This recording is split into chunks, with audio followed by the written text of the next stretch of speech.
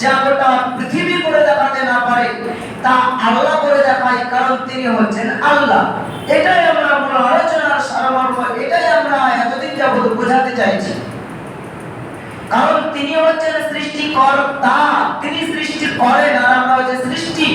অতএব সৃষ্টি জীব কোনোদিন সৃষ্টিকর্তার ঊর্ধ্বে কোনো জিনিস কল্পনাও করতে পারে না। যে যিনি সৃষ্টিকর্তা করে বা যে যিনি সৃষ্টিকর্তা করার জন্য প্রস্তুত বা যে যিনি সৃষ্টিকর্তা করতে পারে, যে জিনিস তার করার ক্ষমতা আছে, যে কাজ তিনি করার ক্ষমতা রাখেন, সেই কাজ সৃষ্টিকর্তার ঊর্ধ্বে সৃষ্টিরা কোন সৃষ্টিজীব কল্পনাও করতে পারে না। এর নাম হচ্ছে সৃষ্টিজীব, যারা কোনদিন কল্পনাও করতে পারে না।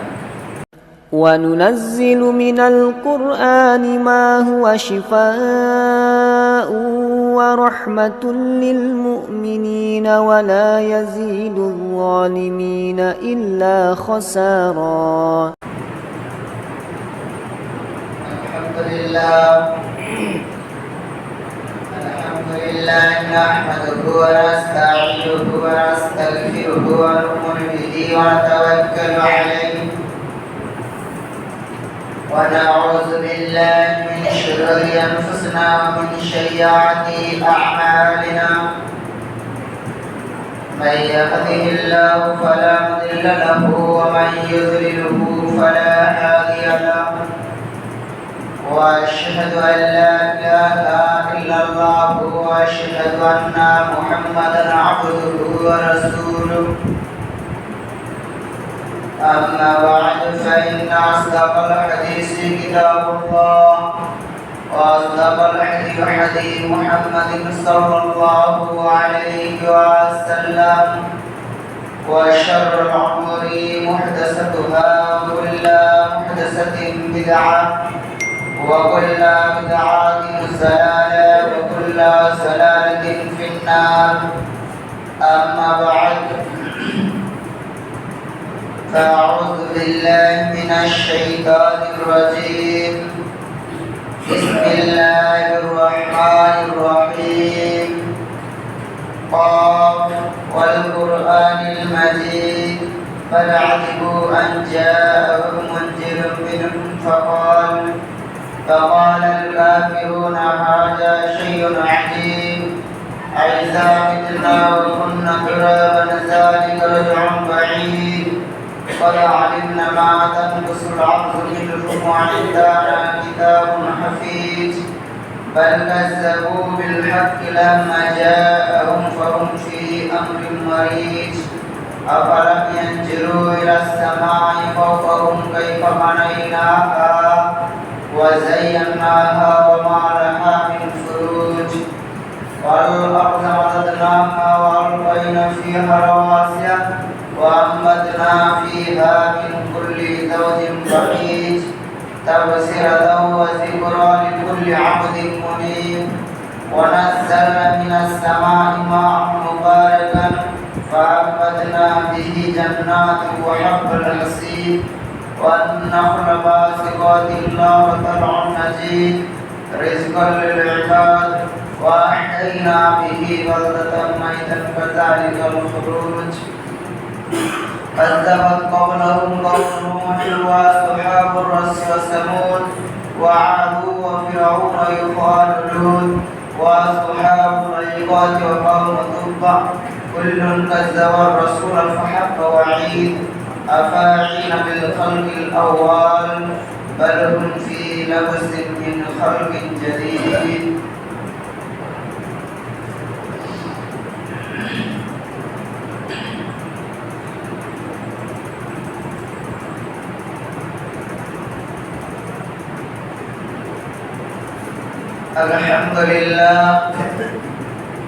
الحمد لله نحمده ونستعينه ونستغفره ونؤمن به ونتوكل عليه. ونعوذ بالله من شرور أنفسنا ومن سيئات أعمالنا. من يهده الله فلا مضل له ومن يضلله فلا هادي له. وأشهد أن لا إله إلا الله وأشهد أن محمدا عبده ورسوله. أما بعد أعوذ بالله من الشيطان الرجيم بسم الله الرحمن الرحيم ألف لام ميم ذلك الكتاب لا ريب فيه هدى للمتقين الآية প্রশংসা মাত্র সেই আল্লাহ রাব্বুল আলামিনের জন্য যিনার প্রশংসা করে আমরা কোনোদিনও শেষ করতে পারিনি এবং পারবো না। তাই তেনার শিখানো সংক্ষিপ্ত ভাষায় শুকরিয়া জ্ঞাপন করি, সকলে বলি আলহামদুলিল্লাহ। এরপরে পরে শেষ নবী হযরত মুহাম্মদ রাসূলুল্লাহ সাল্লাল্লাহু আলাইহি ওয়াসাল্লাম যিনার উপরে অগণিত দরুদ ও সালাম বর্ষিত হোক, সকলে বলি আল্লাহুম্মা আমিন, আল্লাহুম্মা সাল্লি আলাইহি, আল্লাহুম্মা বারিক আলাইহি। আজ আমি আপনাদের সামনে পবিত্র কোরআন থেকে যে দুই একটি আয়াত তেলাওয়াত করেছি, সেই দুই একটি আয়াতকে সামনে রেখে পূর্বের আলোচনার বিষয়টি সম্পন্ন করব। আমা তাওফীক ইল্লা বিল্লাহ। গত সপ্তাহে আমরা আলোচনা করেছিলাম কোরআন তেলাওয়াত করা এবং এর মুজিজা বা ফজিলত। প্রথমে হাদিসের দিকে যদি তাকাই তাহলে আমরা কোরআন তেলাওয়াতের মুজিজা বা ফজিলত সম্পর্কে একটি হাদিস আগে তুলে ধরব। আল্লাহ রাসূল সাল্লাল্লাহু আলাইহি ওয়াসাল্লাম বলছেন, পবিত্র কোরআনুল কারীম যিনি পাঠ করেন তিনার প্রত্যেকটা হরফে হরফে 10 করে নেকি পাওয়া যায়। এরপরে হরফ কি জিনিস সেটাকে বোঝানোর জন্য তিনি বলছেন যে আমি বলছি না যে আলিফ লাম মিম এটি একটি হরফ, বরং আলিফ একটি হরফ, লাম একটি হরফ এবং মিম একটি হরফ।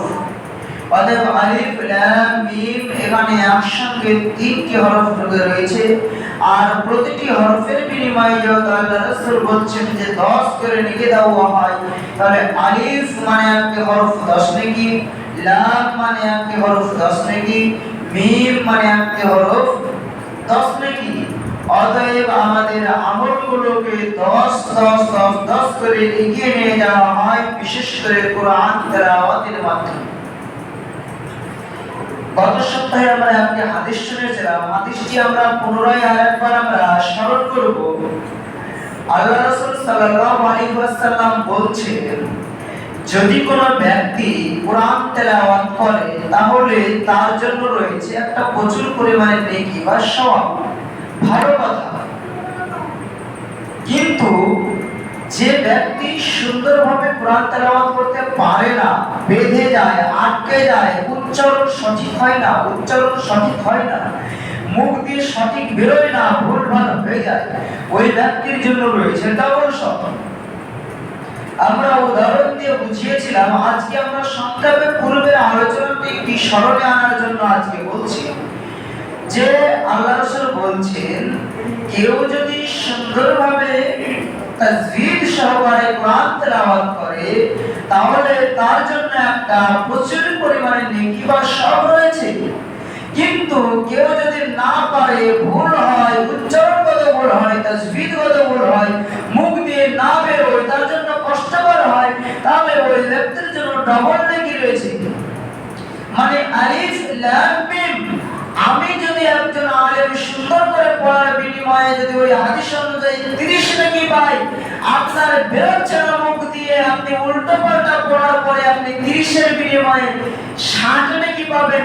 এটাই হচ্ছে হাদিস, আর এটাই হচ্ছে আল্লাহ রাব্বুল আলামিন যা গোটা পৃথিবী করে দেখাতে না পারে তা আল্লাহ করে দেখায়, কারণ তিনি হচ্ছেন আল্লাহ। এটাই আমরা মূল আলোচনার সারমর্ম, এটাই আমরা এতদিন যাবত বোঝাতে চাইছি। কারণ তিনি হচ্ছেন সৃষ্টিকর্তা, তিনি সৃষ্টি করেন আর আমরা হচ্ছে সৃষ্টি। অতএব সৃষ্টি জীব কোনোদিন সৃষ্টিকর্তার ঊর্ধ্বে কোনো জিনিস কল্পনাও করতে পারে না, যে জিনিস সৃষ্টিকর্তা করে বা যে জিনিস সৃষ্টিকর্তা করার জন্য প্রস্তুত বা যে জিনিস সৃষ্টিকর্তা করতে পারে, যে জিনিস তার করার ক্ষমতা আছে, যে কাজ তিনি করার ক্ষমতা রাখেন, সেই কাজ সৃষ্টিকর্তার ঊর্ধ্বে সৃষ্টিরা কোন সৃষ্টিজীব কল্পনাও করতে পারে না। এর নাম হচ্ছে সৃষ্টিজীব, যারা কোনদিন কল্পনাও করতে পারে না। তো আমরা ইতিপূর্বে যে আলোচনা করেছিলাম, সে আলোচনার পরবর্তী পাঠ হিসাবে আমরা যেগুলো আজকের আলোচনা হিসাবে রাখতে চাই, সেটা হচ্ছে কোরআনের যে মুজিজা, বেশ কিছু গুরুত্বপূর্ণ ফজিলত আল্লাহ তাআলা আমাদেরকে দিয়েছেন, সেই গুটি কয়েক কথা বলে আজকের আলোচনা শেষ করব ইনশাআল্লাহ। এক নাম্বার হচ্ছে আমরা যেটাকে বলতে চাই সূরা মুলক। পবিত্র কোরআনের গুরুত্বপূর্ণ একটি সূরা সূরা মুলক, যে সূরাটার ফজিলত সম্পর্কে আমরা হাদিস পাকের মধ্যে পাই। যদি কোনো ব্যক্তি নিয়মিত সূরা মুলক তেলাওয়াত করে, তাহলে কবরের আযাব বা কবরের শাস্তি থেকে সে ব্যক্তি মুক্তি পাবে। এ হচ্ছে কোরআন পাকের ফজিলত। কোরআন যে একটা আল্লাহর পক্ষ থেকে দেওয়া কিতাব, এই কিতাবের প্রতি যে আপনি আমল করবেন, আপনার বিনিময় কি? কোরআনকে যে আপনি তেলাওয়াত করবেন, আপনার ফজিলত কি? আপনি কি পাবেন? আপনার বিনিময় কি? এর বিনিময় এক, যদি আপনি কোরআন তেলাওয়াত করেন হরফে হরফে 10 করে নেকি পাবেন। যদি আপনি পড়তে না পারেন তাহলে আপনি ডবল নেকি পাবেন। নাম্বার 2, গোটা কোরআন তেলাওয়াত যদি করেন তাহলে কাল কিয়ামতের মাঠে কোরআন আপনার কাছে এসে উপস্থিত হবে এবং আল্লাহর কাছে সাক্ষী দেবে, আল্লাহর কাছে সুপারিশ করবে, আল্লাহ ইনি হচ্ছেন ওই বান্দা যিনি আমাকে তেলাওয়াত করতেন, ইনি হচ্ছেন ওই বান্দা যিনি আমাকে পড়তেন, পাঠ করতেন। অতএব ওনাকে জাহান্নামে দেওয়া যাবে না, অতএব আল্লাহ ওনার উপরে অবিচার করা যাবে না, অতএব আল্লাহ তুমি তাকে জান্নাত দাও। তুমি তাকে যতক্ষণ না জান্নাতে দেবে আমি তার সামনে ঢালের মতো দাঁড়িয়ে থাকলাম। আরে জাহান্নামে যদি দিতেই হয় আগে আমাকে দাও, তারপরে তাকে দিবে। অতএব ওকে জান্নাত না দেওয়া পর্যন্ত আমি ওর সামনেই থাকবো, আমি ওকে জাহান্নামে যেতে দেব না, কারণ উনি নিয়মিত আমাকে তেলাওয়াত করতে। এ হচ্ছে কোরআন তেলাওয়াত করার জন্য আপনার ফজিলত। কি ফজিলত? কতটা আপনি বলেন? একটাই কাজ, কোরআন পড়বে। কোরআন পড়লে আপনি প্রত্যেকটা হরফে হরফে 10 করে নেকি পেয়েছেন। যদি আপনি পড়তে না পারেন তাহলে আপনি ডবল নেকি পেয়েছেন। হলো এবার নেকি তো আপনি পেয়েছেন, আপনার আমল নামে নেকির খাতায় নেকি জমা হয়েছে, ওটা এক্সট্রা। কিন্তু কিয়ামতের মাঠে আবারও আলাদা করে এই কোরআন আসবে আপনার কাছে, কারণ আপনি তাকে নিয়মিত পড়তেন, সেজন্য নেকি পেয়েছেন, ওটা আলাদা। আর এই কোরআন আবারও আপনার কাছে আসবে আলাদা, এসে আপনার সামনে ঢাল হয়ে দাঁড়িয়ে আল্লাহর কাছে সুপারিশ করবে যে ইনি আমাকে নিয়মিত পড়তেন, অতএব ইনাকে জাহান্নামে দেওয়া যাবে না। যদি দিতেই হয় আমি কোরআন আমাকে আগে জাহান্নামে দেব। অতএব আল্লাহ কোরআনকে জাহান্নামেও দেবে না, আপনাকেও দেবে না, কোরআনের সুপারিশে আপনাকে জান্নাতে দেবে।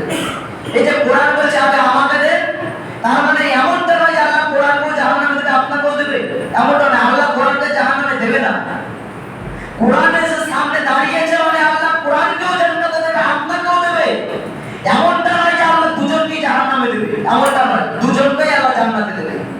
অতএব কোরআনকে আল্লাহ জাহান্নামে দিবে না, এই জন্য কোরআনকে আমাকে দেবে, কারণ কোরআন নিশ্চিত জানে যে আল্লাহ আমাকে জাহান্নামে দেবে না, দিতে পারবে না, আল্লাহ দেবে না। অতএব আল্লাহ আমাকেও দেবে জান্নাত, ওই বান্দাকেও দেবে জান্নাত। তাহলে আপনার ফজিলত কি হলো? এক, নেকি পেলেন। 2, কিয়ামতের মাঠে আপনার কোরআন এসে সামনে দাঁড়াবে। যতক্ষণ না আপনাকে জান্নাত দেওয়া হবে ততক্ষণ কোরআন আপনার সামনে থেকে লড়বে না। 2 নাম্বার 3, এই কোরআনের মধ্যে এক একটা সূরা এক এক রকম করে ফজিলত। মানে কোরআন আপনি যদি নিয়মিত পড়তে থাকেন, সূরা প্রথম থেকে শুরু করে পড়তে আছেন 1 মাস 1.5 মাস 2 মাসে আপনি হয়তো খতম করলেন, তো গোটা কোরআনের সূরা তো সবই আপনি পড়েছেন। তবে প্রত্যেকটা সূরার আলাদা আলাদা ফজিলত। আল্লাহ তাআলা বলেছেন কেউ যদি নিয়মিত ঘরে সূরা বাকারা তেলাওয়াত করে, কোন দুষ্ট জিন এবং শয়তান সেই ঘরে আক্রমণ করতে পারবে না। এবার দেখেন সূরা বাকারার আলাদা ফজিলত। এই কোরআন পড়ছেন, কোরআন তো আগে আপনি ফজিলত নেকি পেলেন, কিয়ামতের জন্য আপনার সঞ্চয় হলো, আবার এই একটাই কাজ কোরআন পড়ে, এই একটা কাজের ভিতরে এত কটা আপনার ফজিলত আলাদা আলাদা করে। নাম্বার 2, আল্লাহ রাসূল বলছেন কেউ যদি সূরা বাকারার শেষ দুটি আয়াত পড়ে রাত্রিবেলায় ঘুমায়, তাহলে ওই ব্যক্তির ওই রাত্রের নিরাপত্তার দায়িত্ব আমি আল্লাহ আমার। অতএব ওই রাত্রিতে কোনো রকম ক্ষতি তার কেউ করতে পারবে না, কোনো রকম তার কোনো ক্ষতি হবে না। সূরা বাকারার মধ্যে একটা গুরুত্বপূর্ণ আয়াত আছে, সূরা বাকারার আয়াতুল কুরসি। আল্লাহ রাসূল বলেছেন সূরা আয়াতুল কুরসি যদি কেউ নিয়মিত পাঠ করে, একবারে জিন ও শয়তানের জন্য একবারে চাক্ষুষ প্রমাণ, আপনি জিন ও শয়তানের কাছে দুষ্ট জিনের ঘোড়া রূপে আয়াতুল কুরসি করে ফুটতে 5 করে সচক্ষে আপনি প্রমাণ পাবেন। কিন্তু শর্ত একটাই, আপনাকে আমল করতে হবে। জীবনে তো আয়াতুল কুরসি করতে আমরা পড়ে দেখি না, সারা জীবন বিড়ি খেয়ে খেয়ে খেয়ে খেয়ে মুখে দুর্গন্ধতে ভর্তি, ওই জিনে ধরা রোগীর কাছে গিয়ে যদি আপনি ফু করে ফুটেন, তো ওই জিন এসে আয়াতুল কুরসির কোনো গন্ধ পাবে না, ওই বিড়ির গন্ধটাই আগে পাবে। অতএব আপনার যদি আমল না থাকে তো ওই বিড়ির গন্ধই আগে থাকবে, আর ওই দুর্গন্ধ যেখানে, নোংরা যেখানে জিন শয়তান সেখানে। আল্লাহ রাসূল বলেন টয়লেটে জিন শয়তান বসে থাকে, অতএব টয়লেট নোংরা জায়গায় জিন শয়তানের আস্তানা, টয়লেটের ভিতরে জিন থাকে। অতএব তোমরা যখন টয়লেটে যাবে তখন তোমরা সেখানে গিয়ে দোয়া পড়ো, নচেৎ শয়তান তোমার ক্ষতি করবে। অতএব ওই নোংরা জায়গাতে তো শয়তান থাকে, নোংরা দুর্গন্ধ, বিড়ির গন্ধ, গাঁজার গন্ধ, পুয়ের গন্ধ, এই পেশাবের গন্ধ, এই নোংরা জায়গা, বাড়ি অপবিত্রতা, আপনার বাড়িতে জিন থাকবে না, তবে আল্লাহর ফেরেশতা থাকবে। আপনার বাড়িতে দুষ্ট জিন আসবে না, তবে আল্লাহর বরকতের ফেরেশতা আসবে। অতএব বাড়িকে আল্লাহ রাসূল বলেন যেই বাড়িতে কোনোদিন কোরআন তেলাওয়াত করা হয় না সেই বাড়ি কবর। সেই বাড়ি কবরের মতো। কেন কবর বলা হলো বলেন তো? ওই মরা লাশ থাকে এই জন্য নয়, কবরে শয়তান থাকে। ওই জঙ্গল, কবর কেউ থাকে না, নির্জন জায়গা, নিরিবিলি জায়গা, যেখানে শিয়াল যেতে ভয় করে, যেখানে একলাই নির্জন একটা মানুষ যেতে ভয় করে, সেখানে জিন থাকে, সেখানে শয়তান থাকে। আর ওই জিন শয়তান থাকে বলেই মানুষ যেতে ভয় করে। অতএব আপনার বাড়িকে কবর বলা হয়েছে। যেই বাড়িতে, যেই ঘরে কোরআন তেলাওয়াত করা হয় না সেই বাড়ি, সেই ঘর কবর, মানে ওই বাড়ি, ওই ঘর শয়তান জায়গা করে নিয়েছে। এটা হচ্ছে সোজা কথা, বাংলা কথা। অতএব বাড়িতে নিয়মিত কোরআন তেলাওয়াত করতে হবে। এরপরে আল্লাহ রাসূল বলেছেন কেউ যদি নিয়মিত সূরা ওয়াকিয়া পাঠ করে তাহলে ওই ব্যক্তির রুজির কোনো রকম চিন্তা থাকবে না। আমি আল্লাহ ওই ব্যক্তিকে যে কিভাবে রুজি দেব সেটা আমি আল্লাহ ভালো জানি। অতএব যদি কেউ কোনো ব্যক্তি নিয়মিত সূরা ওয়াকিয়া পাঠ করে, তার রুজির দায়িত্ব আল্লাহর হাতে। আল্লাহ যেভাবেই হোক তার রুজির ব্যবস্থা করবে। অতএব আপনি সূরা ওয়াকিয়া পড়ে বিছানায় শুয়ে থাকবেন না, আপনি সূরা ওয়াকিয়া পড়েন, আমল করেন, এবং আপনি আপনার কাজকর্ম করেন। সারা দিন কাজ করলেন এবং কাজ করার পরে গোটা দিনে আপনার যে একটা পকেট খরচ টাকার দরকার, আপনার যে একটা খাবার কেনার জন্য যে একটা প্রয়োজনীয় আপনার সামগ্রীর প্রয়োজন, সেটা আল্লাহ যেভাবে আপনার ব্যবস্থা করবে। আল্লাহ রাসূল সাল্লাল্লাহু আলাইহি ওয়াসাল্লাম এভাবে কোরআনের একাধিক, প্রত্যেকটা যে সূরা রয়েছে, একাধিক যে সূরা রয়েছে, প্রত্যেকটা সূরার আলাদা আলাদা করে মর্যাদা দিয়েছেন। আল্লাহ রাসূল বলেছেন তুমি খালি পড়তে থাকো, এই একবার তুমি কোরআন খালি পড়বে, কাজ খালি একটাই, কোরআন পড়া। এই একবার কোরআন পড়াতে আমি জনে জনে জনে জনে আলাদা আলাদা করে তোমাকে আমি ফজিলত দিয়ে রেখেছি। মানে সোজা কথায় গ্রামের যে মানুষগুলো চালাক, তাদেরকে আমরা বলি খুবই চালাক, যেতেও কাটবে আসতেও কাটবে, খরচের মতো, যেতেও কাটবে আসতেও কাটবে। তো সে আল্লাহ রাসূল আমাদেরকে মর্যাদা করে এমন ভাবে দিয়েছে, আপনি কোরআন খালি তেলাওয়াত করে দেখেন, আপনার যেতেও নাকি আসতেও নাকি, খরচের মতোই, যেতেও নাকি আসতেও নাকি, আপনার লস নেই। আল্লাহ রাসূল বলছেন কোরআনের মধ্যে একটা সূরা রয়েছে, আমি কি তোমাদেরকে সেই সূরাটার কথা বলে দেব না? আল্লাহ রাসূল বলছেন যখন আমি কি তোমাদেরকে সেই সূরাটার কথা বলে দেব না? আল্লাহ রাসূলের সাহাবারা বলেন হ্যাঁ আল্লাহ রাসূল বলুন কি সেই সূরা, কি তার ফজিলত? তা আল্লাহ রাসূল বলছেন ওই সূরাটা যদি তুমি 3 বার পড়ো একবার কোরআন খতমের সমান নেকি পাবে। ওই সূরাটা যদি তুমি 3 বার পড়ো একবার কোরআন খতমের সমান নেকি পাবে। আর সেই সূরাটা একবার কি 3 বার পড়তে আপনাদেরও মাত্র 3 থেকে 4 মিনিট সময় লাগবে। একটু ভালো করে পড়তে গেলে খুব বেশি 5 মিনিট সময় লাগবে। সেটা হচ্ছে সূরা ইখলাস। কুল হুয়াল্লাহু আহাদ আল্লাহুস সামাদ লাম ইয়ালিদ ওয়া লাম ইউলাদ ওয়া লাম ইয়াকুল লাহু কুফুয়ান আহাদ। দেখেন 30 সেকেন্ডে শেষ। সূরাটা যদি একটু সুন্দর করে তিনবার পড়ে, একবার কোরআন খতম করলে যেই নেকি পাওয়া যায়, তিনবার সূরাটা পড়লে সেই নেকি পাওয়া যায়। অতএব আল্লাহ রাসূল বলেছেন তোমরা এই সূরাটা বেশি বেশি পড়ো, গোটা দিনে তিনবার পড়লে একবার কোরআন খতমের সমান নেকি পাওয়া যায়। এ হচ্ছে কোরআনের মুজিজা, এ হচ্ছে কোরআনের ফজিলত। এছাড়া আল্লাহ রাসূল সাল্লাল্লাহু আলাইহি ওয়াসাল্লাম এর একটি হাদিস যদি আমরা শুনি তাহলে আশ্চর্য হবে। যে আয়াতুল কুরসি গুরুত্বপূর্ণ একটা সূরা, সূরার একটি আয়াত, এই আয়াতটা শেখার একটা ইতিহাস আছে, শুনলে আপনি আশ্চর্য হবেন। আল্লাহ রাসূল একদিন আবু হুরায়রা রাদিয়াল্লাহু তাআলা আনহু একজন সাহাবা, তিনাকে গনিমতের মাল জোগানোর জন্য পাহারাদার হিসাবে নিযুক্ত করেছেন যে তুমি গনিমতের মাল জোগাও। একজন ব্যক্তি আল্লাহ রাসূল আবু হুরায়রা দেখছেন এই সেই গনিমতের মাল বস্তায় ভরছেন, আর আবু হুরায়রা গিয়ে তাকে ধরে ফেলেছেন, এই তুমি কে, তুমি কেন গনিমতের মাল চুরি করতে এসেছো? তিনি বলছেন আমাকে ছেড়ে দেন, আমি খুবই গরিব মানুষ, আমার সন্তানাদের অনেক, আমার সন্তানাদেরা খেতে পায় না, আমি গরিব মানুষ। আর করে কাকতি বিনতি করতে লেগেছে, আমি পেটের জ্বালায় চুরি করতে এসেছি, আমাকে ছেড়ে দেন, আমি এগুলা নিয়ে গিয়ে আমার সন্তানকে খাওয়াবো। আবু হুরায়রার দয়া হয়ে গেছে, আবু হুরায়রা ছেড়ে দিয়েছে। তো আল্লাহ রাসূলকে সকালে আবু হুরায়রা যখন বলছে আল্লাহ রাসূল একজন ব্যক্তি চুরি করতে এসেছিল, তা আমি তাকে ছেড়ে দিয়েছি, তিনি খুব কাকতি বিনতি করছিল, আমি তাকে ময়াতে ছেড়ে দিয়েছি। আল্লাহ রাসূল বলছে তুমি ছেড়ে দিয়েছো, ভালো করেছো, কিন্তু ওই ব্যক্তি মিথ্যা কথা বলেছে। দ্বিতীয় দিন ওই ব্যক্তি আবার বলছে যেই কথা, সেই দ্বিতীয় দিন আবারও এসেছে, আবার ওই ব্যক্তি কাকতি বিনতি করছে। তখন আবু হুরায়রা আবারও ধরার পরে যখন কাকতি বিনতি করতে লেগেছে, তখন বলছে না ছাড়া যাবে না, আল্লাহ রাসূল বলেছেন তুমি আবারও আসবে, তুমি মিথ্যা কথা বলেছো, ছাড়া যাবে না।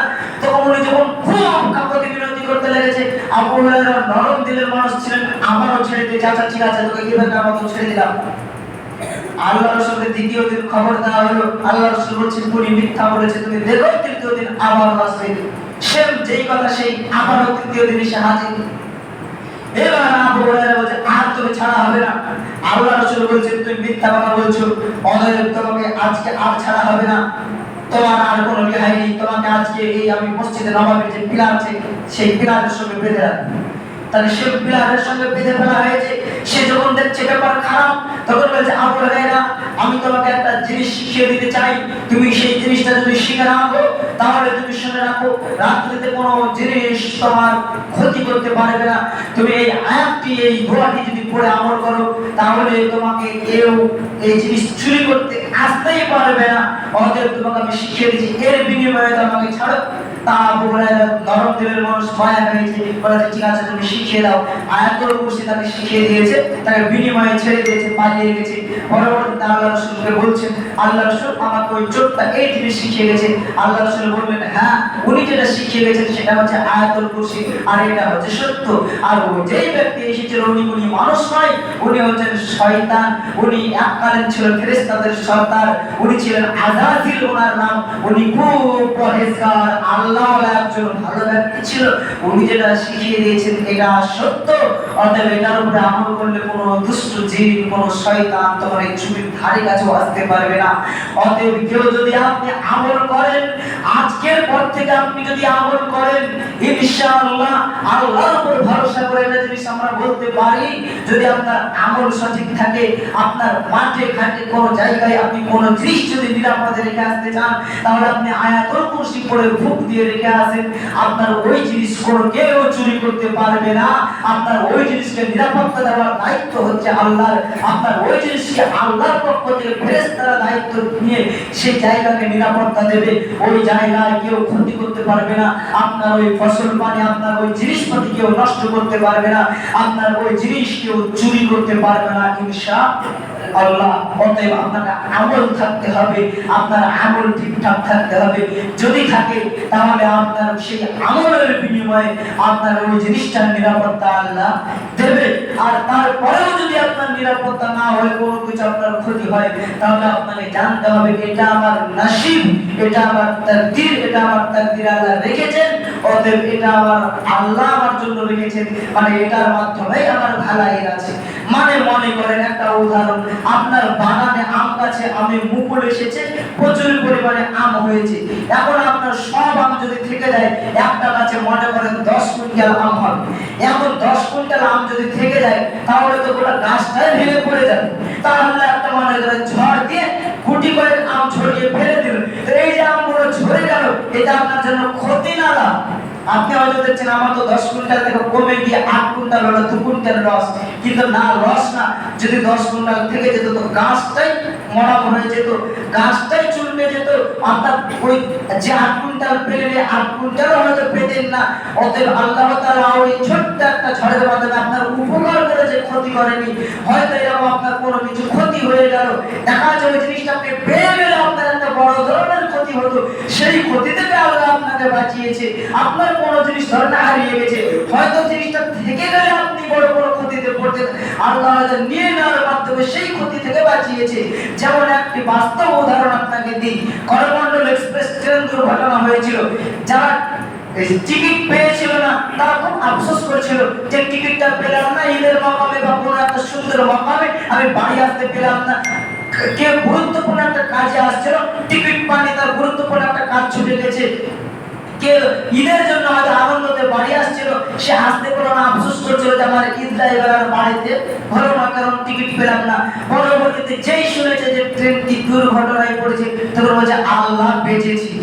মানে কি ওই ট্রেনে আমি টিকিট করেছিলাম, আমার টিকিট যদি হয়ে যেত তাহলে আমি ওই দুর্ঘটনায় মারা যেতাম, আর ওই টিকিটটা আমার হয়নি বলে আমি বেঁচে গেছি। এই যে সচকে দেখতে পেলেন বলে হয়তো বলছেন বেঁচে গেছি, কিন্তু এরকম হাজার হাজার বিপদ যেগুলো আপনি আমি দেখতে পাই না, আল্লাহ আপনার ও আমার জন্য বাঁচিয়ে রেখেছে।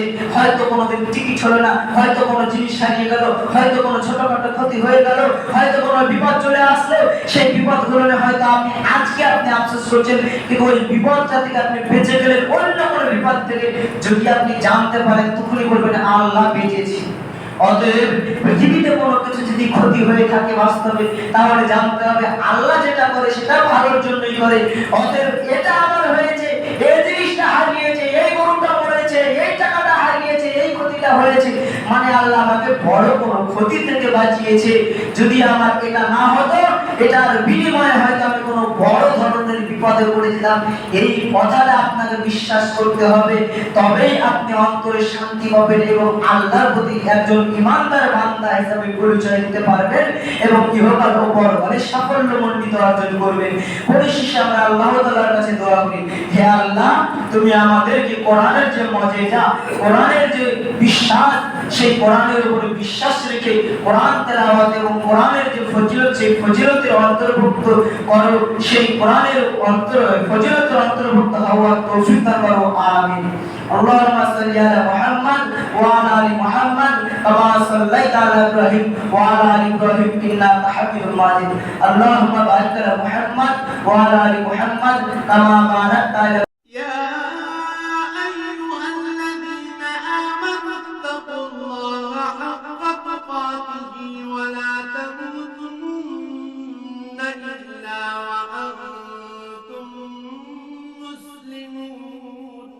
হে মানুষ, তোমরা যারা ঈমান এনেছ, আল্লাহকে ভয় করো, ঠিক যতটুকু ভয় তাকে করা উচিত।